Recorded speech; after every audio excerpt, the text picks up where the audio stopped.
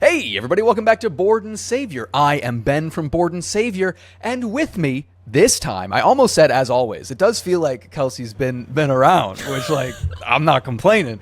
With me this time is Kelsey from Girls Playing Gaming. Guess who's back again? Tell your friends. Today, if you were hankering for a little bit of debating, then we've got you covered. A little while ago, we did a debate. I guess I'm choosing that that is uploaded first. A little while ago, we did a debate on D&D, and now we're going to be debating the wild world of Magic the Gathering. Oh, are you a red mage or are you a control freak? Maybe we'll get into that today. Who can say? But this is a clean slate debate. What the heck does that mean? Well, that means that Kelsey has brought two topics for us to debate, and I have no idea what those topics are. She will present them to me, I will pick a side, and Kelsey will be forced to pick the other side and argue that one to no end. And then it is up to you watching this to decide who won this great debate of ours. Kelsey, why don't you tell me the first thing that we will be tackling here? Today, we're going to be tackling, should players learn in a 1v1 or a 4-pod commander environment? Okay. We're trying to stay away from just good and bad. Should they learn 1v1 or a 4? Commander pod. This is very interesting. I will deliberate using my words, because I will say I have almost exclusively played 1v1. I've only played Commander, I think, 2 times. And yet, here's something crazy. Despite that fact, I think I am going to say that the pod-based 4-person Commander is the better way to learn. So why don't you, Kelsey, tell us why I'm wrong. Tell us why. Score! I wanted to tell you that you're wrong for this reason. I think Commander is great. First of all, let's just say that, I think it's a good format and there's a lot of problems with it, but, good. It's a really fun thing to do. Not a good place to learn, because there's so much involved with Commander that is not about making decisions about the game. It's not always, it's about how to play the best, but there's so many factors in the meta game and the politics and the choices, and the simple fact that there's just many more choices to make. I think that's a bad learning environment. I would really want to see somebody learn 1v1 with somebody. I would venture to say 1v1 not in Commander, but that's, I guess, not necessarily the argument here. But I'll go further and say I think you should learn 60 card first. I think it's a better way to teach somebody. I think Arena is a really great way to learn, because you can't do things against the rules. It also doesn't allow you to be quite as creative. But if you're just starting out, I know that was a really huge factor in how I learned. And sometimes the social and environmental pressures, depending on who you are and who you're playing with, are not going to be new player friendly. Because somebody might be pressuring you to make a decision not to attack them for their own good. Even if they say it's a friendly learning game, people still want to win. And when you have those choices taken away from you, I think it just makes it a lot cleaner, because then you're going to learn your play style, you're going to learn how the game works, and then you'll better be able to self-inform about those decisions later when you do get to a Commander pod. Okay. All right. I think there's some good stuff in there, but I think I've got some incredible points to counter everything that you have said. Let's hear 'em. I will say, I'm kind of making this argument with the assumption that a bot-based tutorial is not available. Because, on Arena, you can just learn by playing against Sparky, and I think that, that's really the best way to learn, is when there's not another person who you have to rely on to be kind and like a tutorial for you.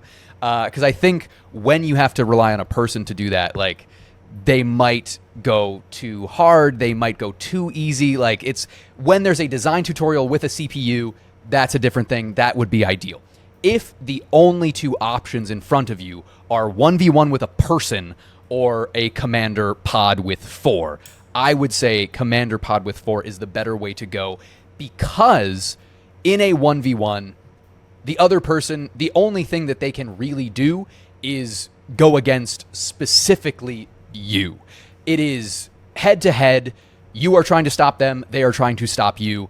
And so in a commander-based game, people can focus their attacks on the other people and lay off of you more significantly than you are able to do in a 1v1. Like, in a 1v1, the other person would have to be like, I'm just not going to swing in when it is advantageous to me to swing in, whereas in Commander, they could just swing against a different player.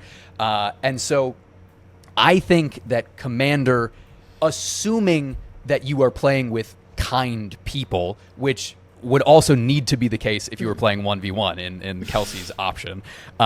If you're playing with kind people, I think there is a better learning environment there where you can take a second to kind of get your bearings. There are 3 ways of looking at Magic at the table with you. If you're learning with one other person, that is going to be one perspective on Magic and how they play Magic. With more people at the table, you're getting more opinions on how they play, on how they strategize, on what they're looking for.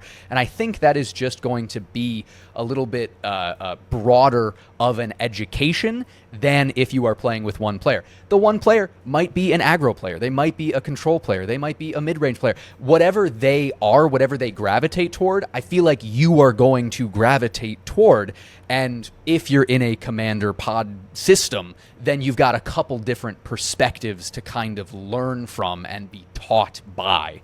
And the structure of a commander game is such that they could lay off you as the resident noob at the table. And I would expect that they would if they were oh so kind. My first commander game, they were very kind to me, and I did lose. But it was later in the game that they were like, okay, now that we've kind of showed you the ropes, now we're going to play with the big boys. And I was like, okay, that's good. Like, that is also, I feel like, a good lesson to learn, to see the deck really kick into gear across the table and you to go, oh, I could do that someday. That's exciting. So yeah, I think with a kind group, Commander is the way to go, no doubt, in my noggin. Yeah, I think we're assuming kind group either way here for this argument to really work. And I definitely see that thing about the different perspectives. Like, I think it is really cool to play with a bunch of different decks. But I think if you are, like, training, like, if you're just trying to learn, somebody laying off of you, is probably not because of something you're doing or doing particularly well. So it's not encouraging you to do things that are good. It's probably due to the other people doing better. So I think because it's not caused by you, really, that's not great. Also, if they're laying off of you, there's not as much of a challenge to respond to. And I really think the game is about assessing your options and responding to, like, the new inputs that you have. And if someone's just being nice to you, like, that's not really how you get to be good at something. Obviously, I think you should be nice when you're teaching somebody. That's kind of my whole shtick. Go over, check out Gross Planning Gaming, where I'm really nice to you and I teach you stuff. But 1v1. So I think that's just, like, not the most effective way to learn, because it can just be overwhelming, and it's a good second or third step, I think. Like, I would put it in there as a really important part of a Magic the Gathering education, but if you're like teaching, like let's say you're teaching your dad, like are you gonna make your dad play Commander with like 2 other people? No, you're gonna sit him down with like a straight up normal deck. Whether I played Commander or 1v1 with my dad, he would shoot me and then himself. That would not fly with my papa. No. I did actually try to teach my dad to play once. He was very open to it. It just was like a lot because he doesn't really engage with that kind of game. But it was during COVID, and he was like, "Sure, like I'll learn this thing that you like," and it was very sweet. So shout out to my dad. All right, Kelsey, hit me with another argument. How do you feel about proxies? Ooh. Okay. This is big in the discourse right now. There's a lot of people. I mean, it's always big in the discourse. Mm-hmm. When is it not? But I feel like as I become more in like listening in the circles of like who's talking about stuff in Magic, there's just like a lot of stuff about proxies. There's a lot of stuff about what context. Yeah, I actually won't divulge. What context are we talking about this? What context? Just like, are they good or are they bad? Like, what do you? Okay. I will very, very easily then argue pro-proxy. Yay, proxies. Good luck. Yeah, I didn't prepare for that outcome. I just had to come up with something, and I couldn't come up with something that wasn't... Listen, I'm afraid to talk about my opinions on the internet, so this is like a really safe way for me to do it, where I don't get to pick. So I strayed away from any topics that I'm really afraid of. I say with a wink. Yikes! All right, so you're going first? Nope. Do you want me to go first? Even though it breaks our format? Nah, I can go first. I don't know what the hell you're going to say. Nope, it's just indefensible. It's indefensible. I've painted myself into a corner here. Okay, then now the challenge is going to be both of us together coming up with the argument against proxies, why we should be anti-proxy, because we are both pro-proxy for all of the reasons. Accessibility, what's the point of just playing with something because it is expensive? The purpose of a game is to have fun. Yeah. That is all the reasons to be pro-proxy. Why should we be anti-proxy? Let's work together. Great. I like this. Thank you. Yeah. I think that a lot of times when I see people who are like, oh, there's proxies in this, can I still play it? That is them like cheating in cards that are like $500 and so hard to play against that like there's a reason that some of these things are so expensive and so rare is that we're not all supposed to have them, and it just like blows the power level out of the water. Yeah, there's a bracket level system. Yeah, there's a power level system. Whatever. People don't pay attention to that. And I think it's really frustrating when I'm playing a deck that like I worked hard to earn extra money for, and I am playing it to the best of my ability, and you're like, oh, and it's a bracket 3, and then you put in like some crazy card that like no one's gonna have an answer to because it's not playable, because it's not purchasable. That's something that I find frustrating about the proxy culture. I think that's the anti-proxy argument, is if someone is using the existence of proxies to just make a stupidly overpowered deck to steamroll everybody else at the friendly local game store. Like, if that is the reason to be like, I'm the best at Magic because I have the best cards, then no, you're using proxies not for the good reason of like, I want to have fun and play with the cards that I'm excited to play with.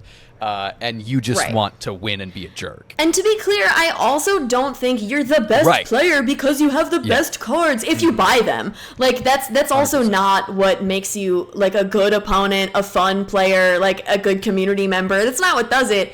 But when you're trying to balance power level, it's just like, what? I'm sure I was the culprit of this, but that was when I had never played the game before, and I just like looked up a proxy deck and I played it, and I didn't realize how crazy it was because I'd never played. But I see that happening, and it's frustrating. Agreed. So it turns out that we actually agreed so much, and I felt so bad that I couldn't come up with a defensible position. But I loved that little brainstorm we did. And I think we came to a good position on if you were to say something bad about that, what would it be?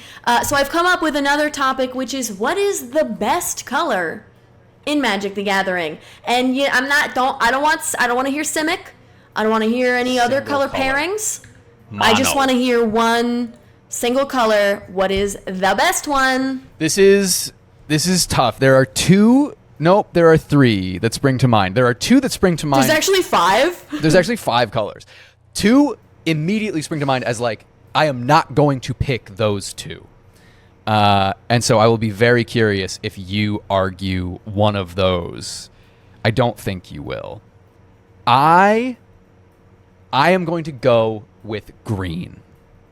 I am going to say that green is the best color. I'm very curious if that...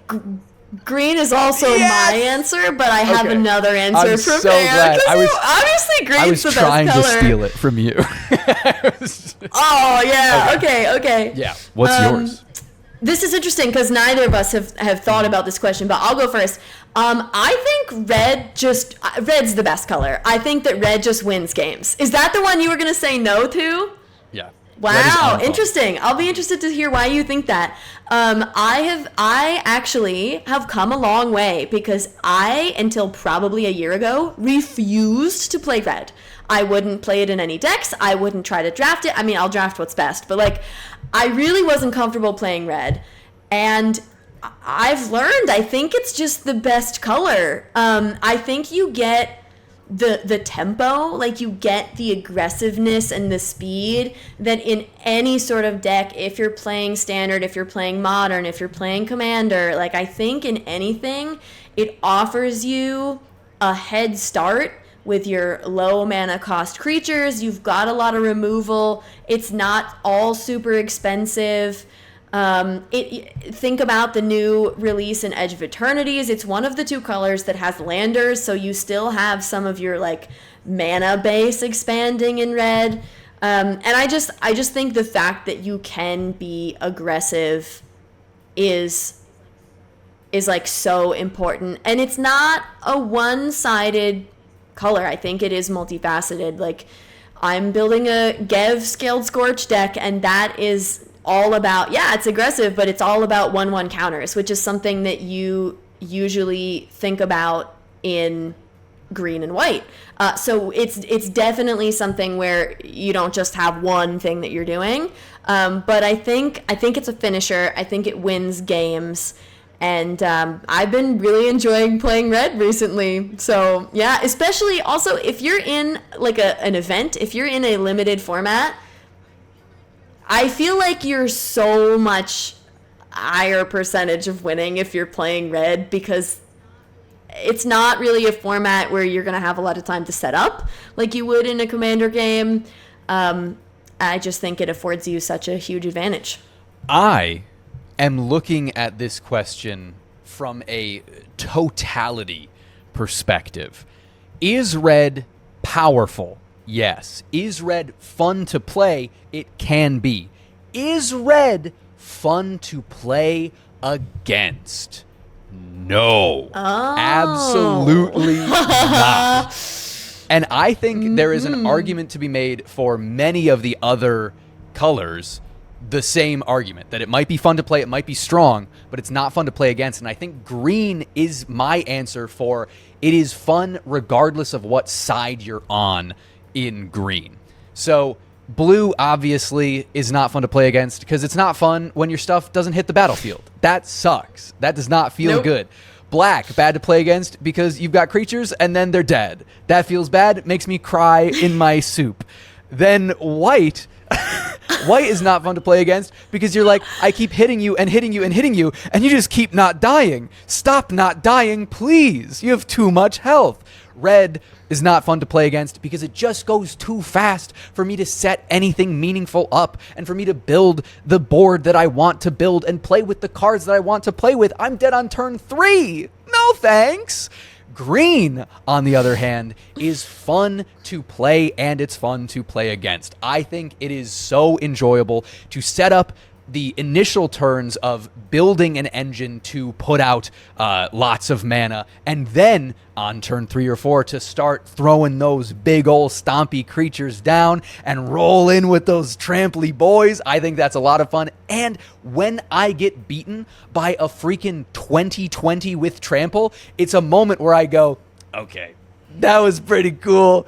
Good for you. When there's like the jumbo cactuar that has like 9,999 strength and toughness, I'm like, that's awesome. No, don't get me started on that. That's funny. crap. It's so good. I consistently am delighted when like a green deck comes out and it's got like a Hydra's growth and it just keeps growing and growing and growing. Even if it destroys me, it like makes me smile that the number got so big. I like to win with green and I like to get my ass beaten with green. Big stompy boy over here. So what I'm hearing is you just don't like interactive No. stuff. You just don't want to be touched. Let me play. That's not the game. Let me play. And There's got to be a balance. I think the balance Yeah. is really important. yeah, if fight spells are the balance. Ah, okay, yeah. And also, I will say, green has consistently some of the most fun combat tricks, and I love a good combat trick.